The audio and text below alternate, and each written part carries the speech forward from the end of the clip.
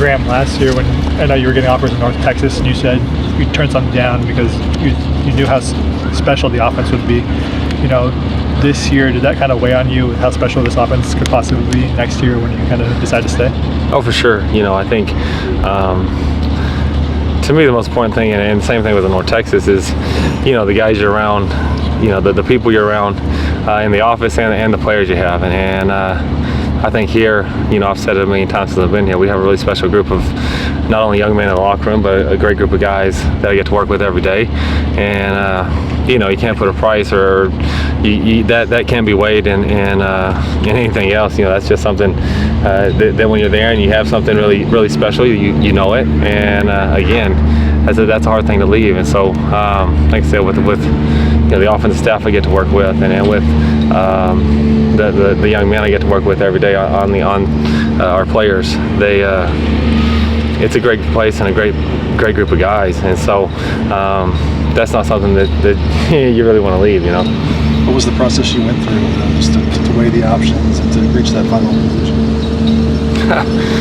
It was stressful, but again, I think that's really what, at the end of the day, what I tried to weigh was, one, where me and my family are happy here, and I get to work with great people every single day, and that's the most important thing. And like I said, not only the guys I get to work with staff-wise, but the young guys I get to work with, and that quarterback room, we have some great people in there, but across the board offensively, the guys that I work with, the players I work with every single day, man, they're just awesome people. And like I said, for me, the most important thing is the people you work with and the quality of life, and here it's special. And the other thing you got to consider is, in North Texas it's a little bit different. You got to think about the same sort of thing, the people you work with and the guys, the players you have. But the cool thing about here is you can win a national championship, and that's your goal as a coach, and at some point I want to do that, and that's what I think we can do at this place. And that's why, at the end of the day, this is a really special place, because you're one of the few schools in the country that legitimately could win a national championship probably every single year. And with the group of men we have coming back, and the way they buy in, the way they play, I think they'll give you that chance. And so for a coach, it's a special place and a tough place to walk away from. There was talk about you having potential head coaching opportunities. Is that something that you did have to weigh? Is that true, or? Yeah, I talked to some people about some head coaching opportunities, and then again, this is just too good of a place. Like I said, it's a special situation. It's a good situation. It's a great group of people that we're around, and again, at the end of the day, I want to win a national championship. And I think, to be honest with you, of all the opportunities I had to do that, this is your best opportunity, and especially because I know what you have and I know the people we have here, and so I was excited about that. And like I said, it's too good of a spot to leave right now. That said, you spent most of your life in Texas. To have interest that way, was that something you had to at least consider, just because that is where you're from? Oh, yeah. Texas will always be home at the end of the day, but so for sure, that's tough. That side of it was probably the most appealing part about some of the opportunities, especially down that direction, is getting back home. And but my wife, she's starting to think this is home, I'm afraid, but which isn't a bad thing. Like I said, this is a special place, and it's a special city, and there's something for everyone here, and even some Texans, there's something for us out here. So it's a good place. It really is, and it's a cool city. Lots of things to do. Like I said, whatever you're interested in, you can find it here.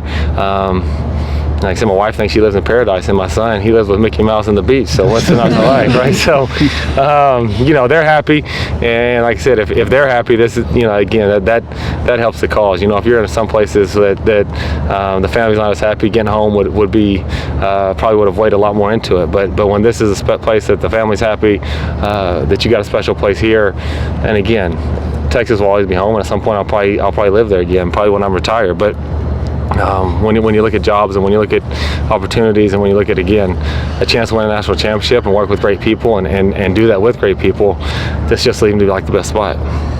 There was an 11-day stretch between the end of the season and when Clay was officially announced to return. As a staff member, how tough is that stretch? I mean, obviously you have other opportunities potentially to weigh, but how tough is that, just not knowing what might happen here? I think the toughest part what people don't understand is for us as coaches, that's part of the business. You know what I mean? And that's it's not a fun part of it. It can be a little bit of a stressful part of it. But what I think people don't realize is what is the family side of it more than us. You know, because you want to be successful, and you want to win, you want to be where you are, and stuff like that. But I think it's really harder on the families, and so that's I think what people fail to realize is for us, we're just going to go do our job until they tell us we don't have one. You know what I mean? That's kind of our mentality. But for when you have a family, when you have kids, when you have a wife, they're stressed about it a lot more than you are, because they're probably thinking a lot more about everything that goes into if you're relocating and stuff like that. So I think it was probably harder on the family than it was for me, because for me, at the end of the day, like I said, just go out and try to continue to do your job, whatever it is, whether it be in the office and work with your guys, or prepare a game plan, or be on the road recruiting. You're staying busy and just continue to try to do what you can do to take care of your business. For the families, I think it's really tough, and from our standpoint, I think the toughest part is in recruiting, and that's what I think that the other thing that sometimes people don't understand is that makes it really hard in recruiting. It's like inviting someone over for dinner and telling them you don't know if you're going to be there or not, right? Like, they're probably not going to show up, but yeah. So that, from the job standpoint, I think that was the toughest part.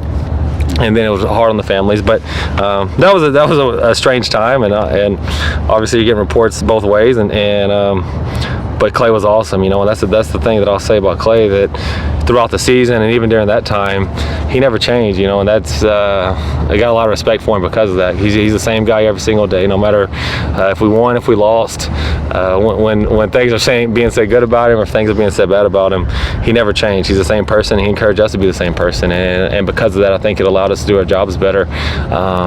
And so that I thought he handled that situation as well as he possibly could, with a ton of class, and it helped us, like I said, to have a peace of mind about it and just go about doing our jobs and let the chips fall where they may. Obviously, I'm glad they kept him, and glad to still be here, because it's a special place, and we really do have a great group of kids, and an opportunity to do some really, really great things, I think. When you were weighing your options, who did you consult with? I imagine your wife and who else? Yeah, my wife some, and the guys that I talk to the most probably are Coach Baker and Coach Daggy, the guys you see jogging around with me all the time. And just because I carpool with them, so I'm always with them. They sit in the same office with me all the time. So, I talked with those guys, have agents, talk with those guys, and then they probably don't always agree with the moves I make. But at the end of the day, that's they say it's your decision, do what you want. But I think, my dad, obviously, being a coach and being a guy that is in the business, and obviously that I've grown up under and that I have a lot of respect for. I talked to him quite a bit. I talked to some of the coaches here, talked to my wife, and collected information and made the decisions that, again, I just thought was best for us as a family and the people I'm around here and our careers. And so that's why I'm here. Football-wise, do you expect Marquis Steph to play in the ball game? Yeah, I don't know. He's been out here today. He was out here and moving around. So I hope, he's a special talent. So I hope we have all those guys. I think when you're coming off an injury, sometimes the toughest thing is just to regain that confidence, to even after you get cleared, to fully feel cleared. You know what I mean? And I think that there's times when you're cleared and you still see guys not playing at the level they were before, because it's kind of a mind game at that point. And so I think that this bowl prep will be important for him, if nothing else, just to get him confidence in his body again, to feel healthy. And then, Coach Helton is as good as I've ever been around, as far as making sure that he makes the right decision for the people and for the kids, and not necessarily for, wins and losses don't factor into his decisions when it comes to playing guys that might be a little tweaked. He at times, and it's frustrating to me, he makes decisions best for that person, So we're going to be sure that he's ready to go if he is out there. Again, a lot of it's mental. If a guy doesn't feel comfortable, we're not ever going to put him out there, because that's, you're playing a little hesitantly, and then one, you're not going to be at your best if that's the case, and two, you're putting yourself in a position to get injured again. And so we won't put him out there unless he's 100% confident in his mind and the training staff says he's good to go. But again, it is good to have kind of that time off to get those guys a little bit healthy and let them move around out here and see where they are. What's it like seeing Brew out here now? No, I love it, and you hear so much about Brew, and I've never been around him, or I've never got to see him playing live, you know. And so see him out here moving around, even in the limited, no matter how much he's doing, it's fun to watch him, and it's kind of like getting a new toy at Christmas. You know, you get to kind of see something new and see something different, and it's awesome to see. Like I said, I love that little time off, being able to get us some guys back, and I think if nothing else, it's bowl prep for those guys particularly can set them up for a big year the following year, because you almost get another spring ball out of them. I mean, just you get work, and whether you're playing them or not, you're getting work and getting development, and so it's good for those guys, and it's good for our team to continue to improve and continue to develop. And so to have him out here has been fun. Again, I've never seen him do anything live until recently, and obviously he's still trying to get back into football shape. But when he goes, you can see why he's so special. He has twitch. He's a big body, and to be as big as he has and have the twitch, have the skills to change direction and move like he does, it's fun to watch. And so he's going to be a special player here. And like I said, I'm glad we have him, and look forward to working with him more and more as he continues to get out here. Go one more. Did you see Kedon's Heisman odds? No. What are they? Like plus 700. Yeah. That'd be good for business, right?